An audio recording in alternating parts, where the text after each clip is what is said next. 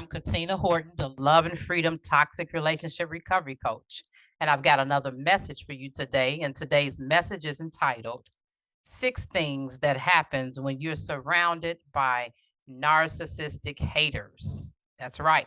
Six things that happen when you're surrounded by narcissistic haters. Okay. And what happens is that having haters is inevitable in life. We cannot escape it. We all want to get to that level of blessings and abundance in every area. But when the Lord gets ready to bless us, no matter what area it is, if it's emotionally, mentally, spiritually, physically, financially, intellectually, socially, no matter which of those areas is in, you are going to have haters as you level up, right? And as some of the people would say, the higher the level, the more of the devil. Abraham had haters, right? Him and Lot couldn't get along. And just to back it up a little bit, the Lord had already instructed Abraham to leave his homeland and to leave his relatives, not to take anybody with them, but he brought Lot along. And that brought along with that a whole another host of problems, right? So we cannot always take everybody with us to the next level that God has in store for us, right? So we got Abraham and Lot with their situation. And then we have it where David had haters, right? He was surrounded by narcissistic individuals, and some of these individuals worked for him. They were opportunists. And then even some of these narcissistic individuals were his sons, okay? And then the main opponent, the main hater, okay, was Saul. And David ended up being what, on the run for his life, right? With Saul being his number one opponent, right? The number one hater with the big H, right? And then you got Nehemiah who had haters, okay? Nehemiah handled his haters by letting them know, I'm doing a good work and I cannot come down.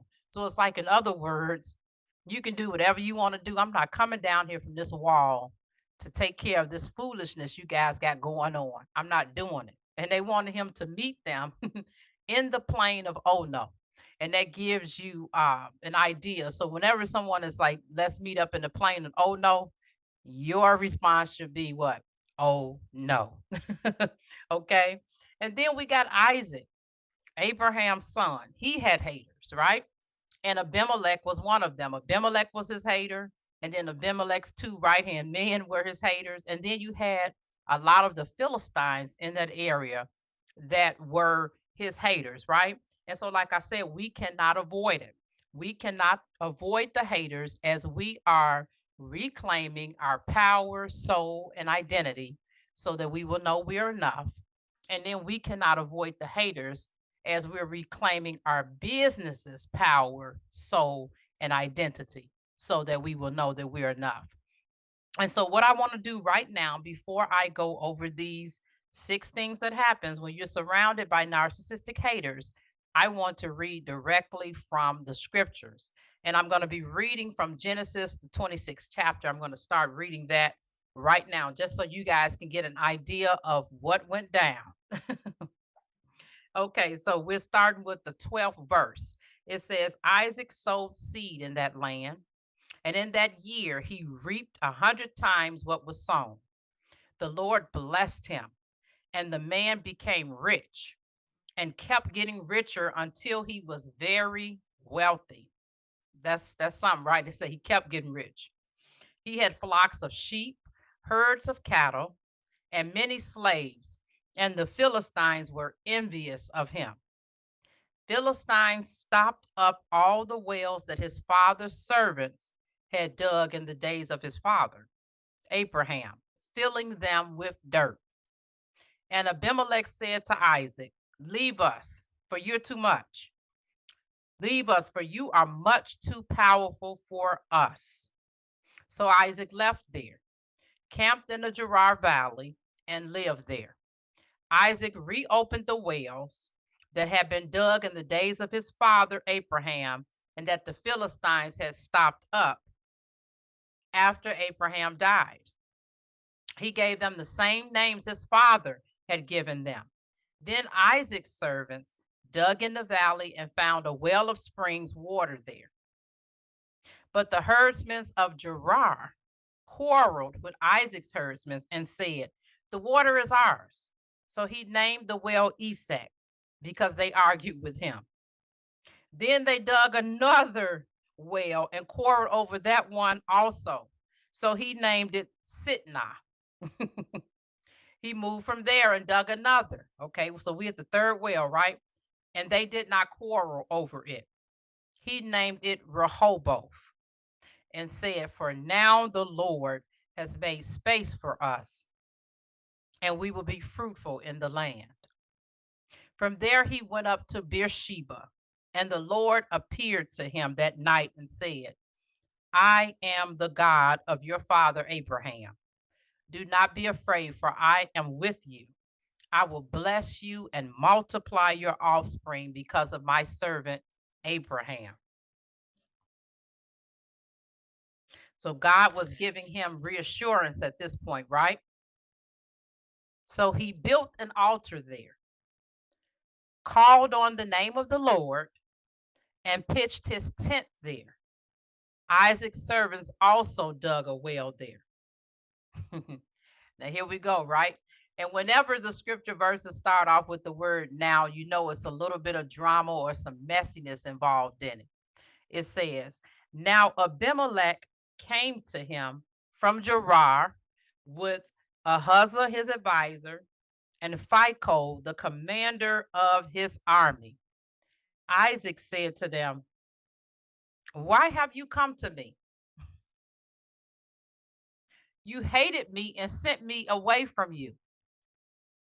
They replied, 'We have clearly seen how the Lord has been with you. We think there should be an oath between two parties, between us and you. Let us make a covenant with you. You will not harm us, just as we have not harmed you, but have done only what was good to you, sending you away in peace. You are now blessed by the Lord.' So he prepared a banquet for them, and they ate and drank. They got up early in the morning and swore an oath to each other. Isaac sent them on their way, and they left him in peace. On that same day, Isaac's servants came to tell him about the well they had dug, saying to him, 'We have found water.' He called it Sheba. Therefore, the name of the city is still Beersheba today." And now we're going to go through our points. We got 6 points to go over through, and they're 6 quick points, that is, okay? Number 1, people will be envious of you. You know, when people don't like you, you know it, right? And what happens is all of a sudden, you will notice a change in their entire countenance. And it's going to start with their face. And we talked about this before when I spoke on David and Saul and those soul ties, right? When their countenance changes, you know that you are in for some hot mess situation down the road, okay? As soon as Cain's countenance changed, God confronted him. And basically, and I'm paraphrasing, like, "What's wrong with your face?" Right? And then when you think about it, with the situation with Jacob and Laban, as soon as Laban's countenance changed, Jacob knew it was time to get out of there. And God had spoken to him in a dream and told him to go back to his homeland. And then this situation is no difference. When these people were envious of him, I'm quite sure that their countenance changed against Isaac. People can't walk around being envious and in a state of toxic jealousy towards someone and malice, right? And hate And some of them sometimes having a murderous spirit without you being aware of what's going on and thinking to yourself, wait a minute, something's not quite right here, right? And so, like I said, with Saul, once his countenance changed, from that point on, the scripture said that he eyed David. So David knew he was in trouble, right? And it started with him throwing a spear and trying to hang David to the wall with it, literally. And David had to duck and dodge twice from being injured or either killed with that spear, right? And so when you think about it, who in their right mind is going to be have someone around them day in and day in and day out, and just not notice how that individual spirit has changed toward them? You know, and sometimes we call it like acting funny, or she's sometime it now, but you can change, you can tell when people's spirit has changed, right? And so what happens is it's only a matter of time before it turns from toxic jealousy to envy, right? And then it pushes on down the line. You got hatred and malice. And then, like I said, you got this murderous spirit going on. It's only a matter of time that it goes from where you're concerned about that look that you see on their face, about that countenance they've got going on, to you being physically concerned, concerned about your physical well-being and your like body being harmed, because it's only a matter of time before it goes from one level to the next. It starts with our thoughts, it goes to our emotions become action, and the action has what? An impact. Okay. Number two, okay, and this is the second thing that happens when you are surrounded by narcissistic haters. Number two, the ringleader will have his flying monkeys block you from further growth, right? And so, what will happen is they will start calling people up. They'll start calling you up and saying things that's untrue about you, trying to get you to agree to certain things that's not true, to take the some of the blow off of them, and that weight. The ringleaders will start stopping up your well, so to speak. And when I use that, I'm using the same phrase that they used with Isaac. It was physical wells with him, but they will try to stop up your physical wells through connections with people, calling other people up. Well, so and so has this going on in their life right now, and this and that is going on in their family. And they will start telling personal business that you share with that individual, hoping that by them sharing that, it will block your ministry, calling, and just development of your purpose and destiny in general. So they basically want to anything they think that can happen that might possibly give you an upper hand, so to speak. They are going to try to block from you at all costs. Okay. And now we've got number three. People will tell you that you have outgrown them. That's the next thing that happens when you are surrounded by narcissistic haters. And what will happen is, they'll say something like, well, since you got your little business, your little ministry or your little job now that's growing, and you going in a little different direction than I am. And they'll start putting little in front of it, or like David's older brother Eliab said, those few sheep you're watching, they will start to minimize what it is you're doing, belittle you, right? By using little a lot, minimizing. And some people use the word little because it's just out of habit. When you have a narcissistic hater, when they're using little, it's because they're throwing shade, so to speak, on what it is you're doing. You got that little business and that little promotion, that little job, that little ministry you got going. Oh, yeah, I saw your little YouTube channel. Anything to devalue and belittle what it is that you're doing, having you feel a certain kind of way, and putting knocks into your soul every single time that they do it, right? And so it's like whatever excuse they can think of, we going in two different directions, I see that you blessed, and you favored now, and so you probably don't need us anymore. And it's a nice way of basically saying, like, we want you out of here. You don't belong in our group anymore. You don't belong in our school anymore. You don't belong in our church anymore. You need to get the stepping. You're not part of us anymore. And the worst thing is to be somewhere that you feel like you do not belong. That is not a good feeling. You understand what I'm saying? And so the next thing that will happen, number four, and we already talked about the ringleader having the flying monkeys to block you from further growth. Number four is that people are going to just block your expansion in general. You notice from the reading that I did over in Genesis 26, every time Isaac's servants dug up a well, they ended up every time they found a well and dug it up and thinking, okay, we got some water here. We got the Philistines coming behind and stopping them up. So they figured every move he was going to make, it was almost kind of like when you think about it, like a chessboard. I'm going to play this game like a pawn. Every time he gets a whale, which represents the pawn, I'm going to stop it up. Boom, I got him.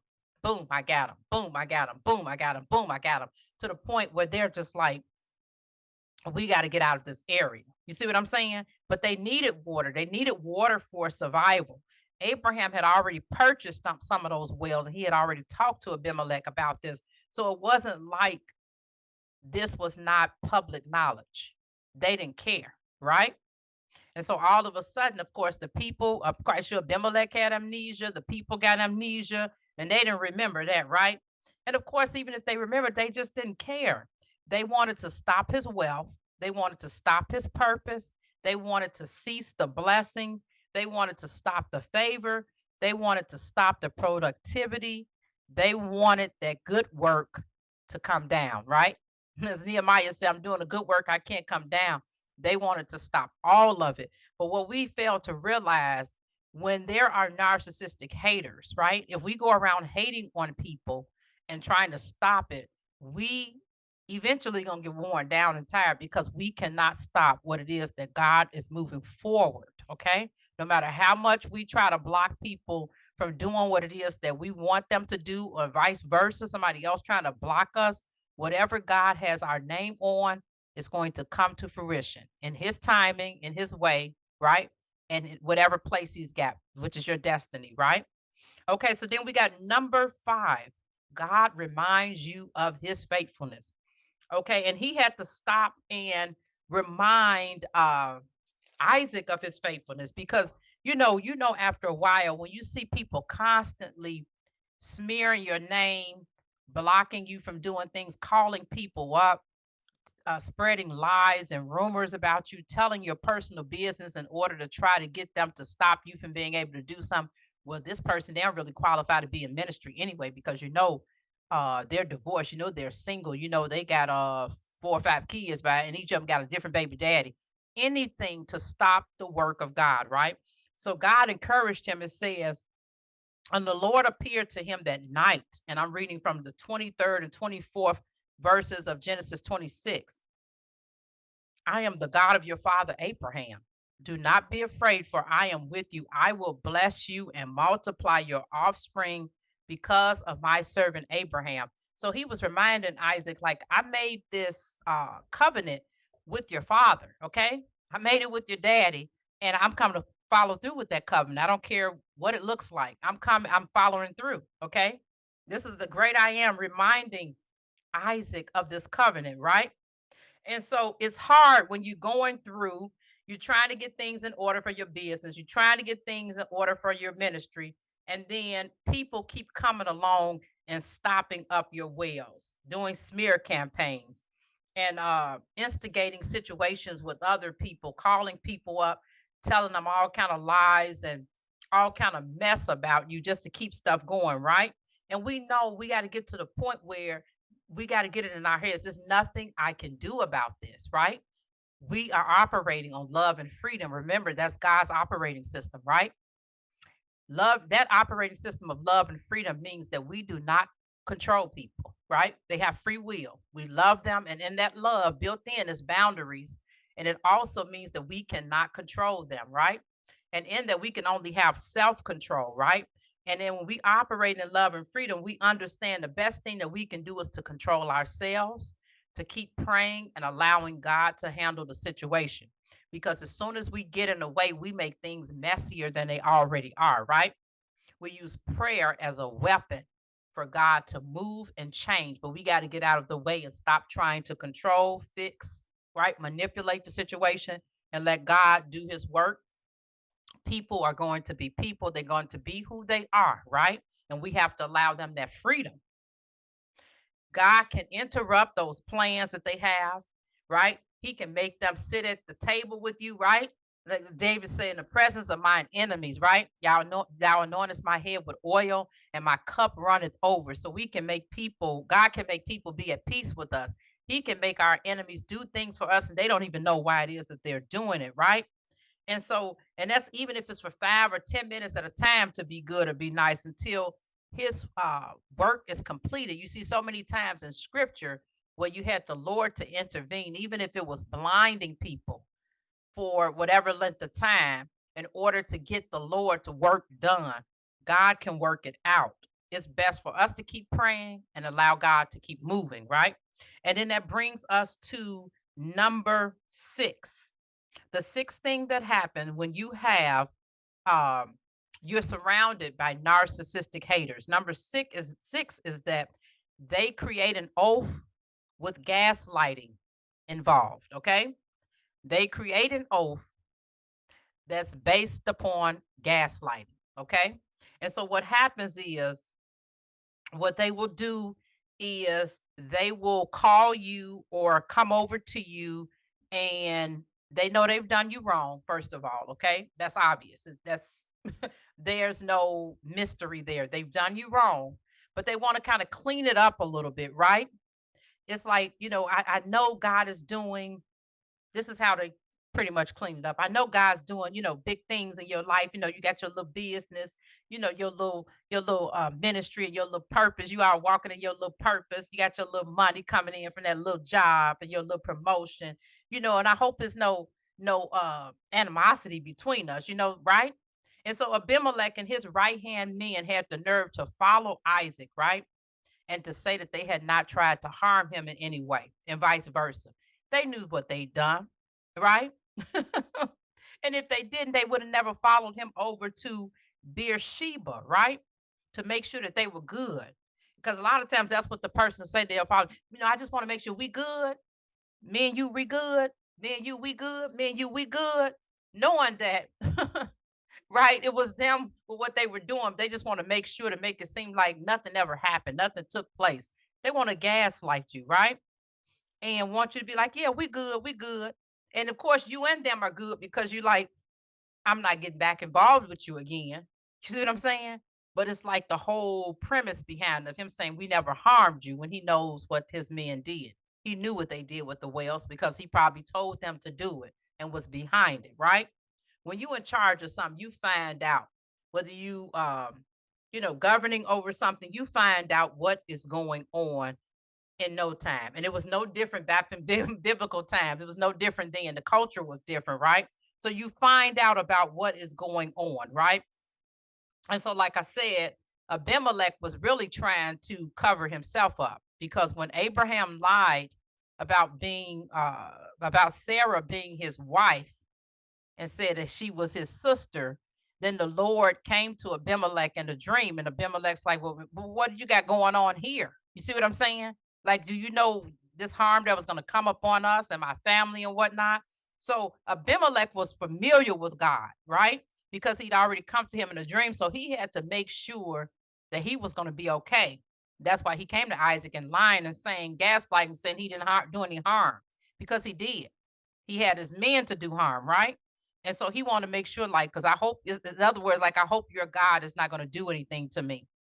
And so uh, it's like once you know the implications of what your behavior could cause, and you know that the Lord's favor is on someone and you are hating that person, that's usually when that narcissistic individual, that hater, is going to want to have some type of discussion with you.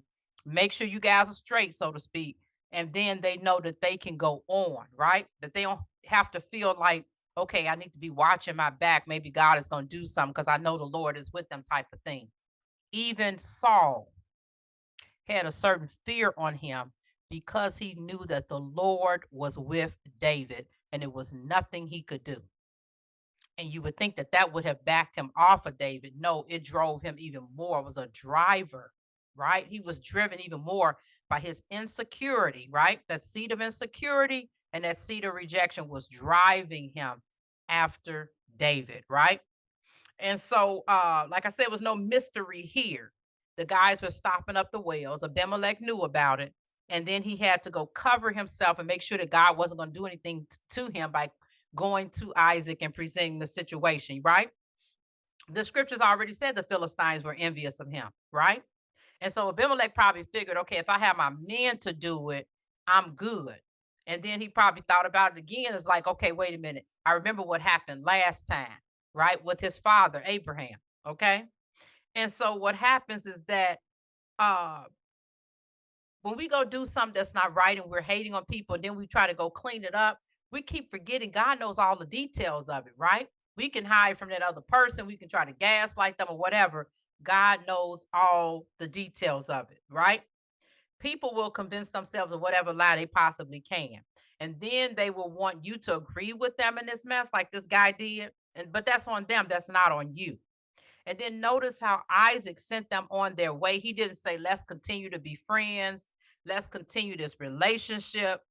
You know what they did? They made a covenant, right? They made a covenant. He had a banquet and he fed them, right? And then next morning they got up and they were getting ready to go on their way. And what does it say in Proverbs 25:21-22? If your enemy's hungry, give him some food to eat. If he's thirsty, give him water to drink. For in so doing, you will heap burning coals on his head, and the Lord will reward you. He did what he needed to do, right? He did what he needed to do with these men, with Abimelech and his two right hand men. And guess what? Right after them, that same day, it said that the Lord opened up another well. So when you remove yourself from situations that you're not doing, that's not no longer edifying you, right? No longer edifying or exhorting you, no longer bringing you closer to God, no longer helping you to heal, no longer bringing wholeness to your body. You're no longer belonging in that area. When you remove yourself, right? And it's not doing you or your business or ministry any good, you are able to heal at a higher rate, bump up to levels at a higher rate. God is able to open that door and say, see, this is all I have for you, like he did with Abraham. Once Abraham removed himself from his nephew Lot, God said, this is all I got for you. Look at here, right? He started to see, to expand. But as long as he had the person with him that God told him he wasn't supposed to have with him, it was arguing and quarreling, fighting wars, that wasn't even his wars to fight, right? Sodom and Gomorrah, the whole mess that was going on, right? And so what happens is you give yourself room for God to bring in, right? Just like the servant dug up wells and Isaac was starting to be blessed even more than he'd already been, right? And they found water. God, when you remove yourself, like the scripture says over in I want to say Second Corinthians, come ye out from among them. When you come out from among them, you will have those streams of income, multiple streams of income, multiple streams of spiritual blessings, right? The water would be overflowing in all areas, but you cannot do it when you are among people who are hating on you and devising and sabotaging, devising, scheming and devising different things against you and sabotaging your relationship, right? God is ready to open up those physical streams, those financial, those spiritual, emotional, mental streams. He's ready to bless you, but you cannot do it when you're still in the area that you are in. You have to come out from among them, right? You are enough. You can own your family's love story garden, right? By revealing, feeling, and healing, right? All the trauma and drama that has occurred. Reclaim your power, soul, and identity. Grab your keys to the kingdom and get your inheritance. Until next time.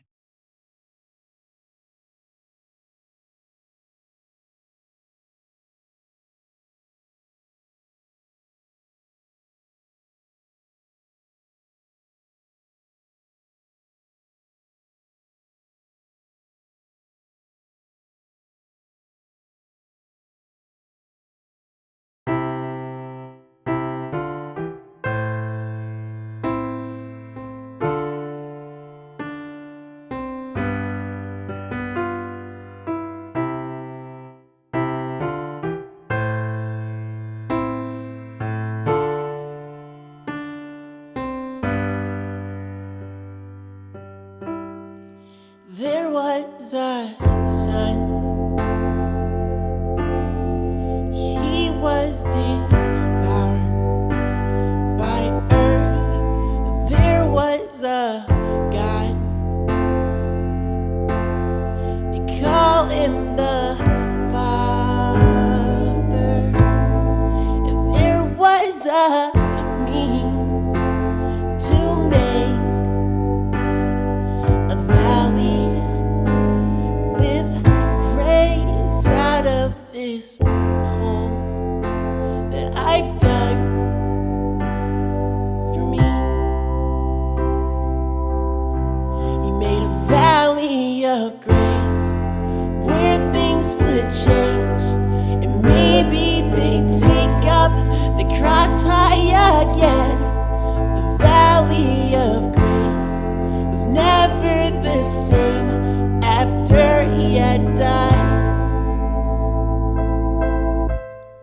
The love that refines.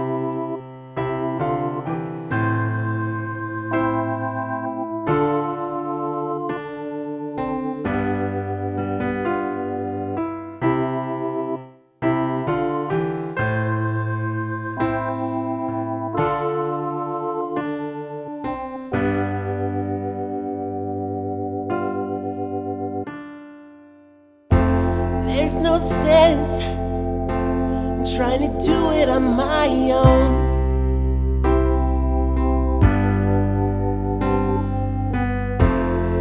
He gave more than I could have known.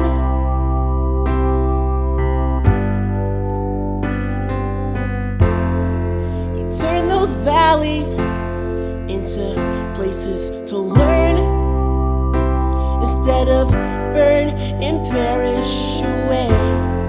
And nights never so cold without his grace. How could I say that I've seen the world from his great love? How could I know what he could love? How would I've seen what he had in store for me if I didn't give up and let him be my valley of grace, where things would change, and maybe they'd take up the cross high again. The valley of grace never was the same after he had died. The love that refines.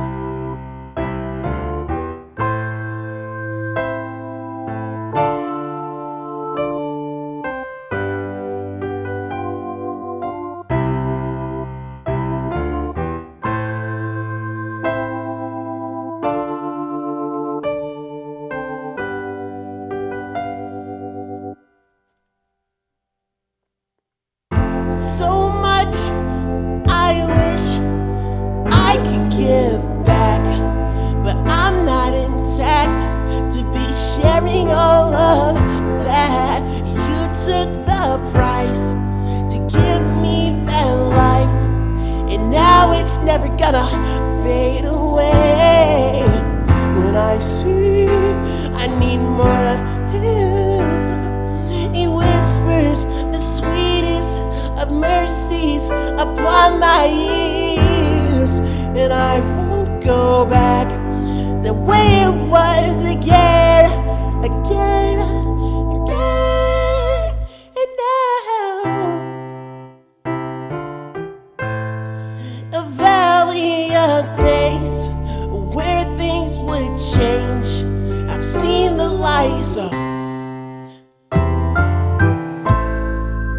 valley of grace where things have changed.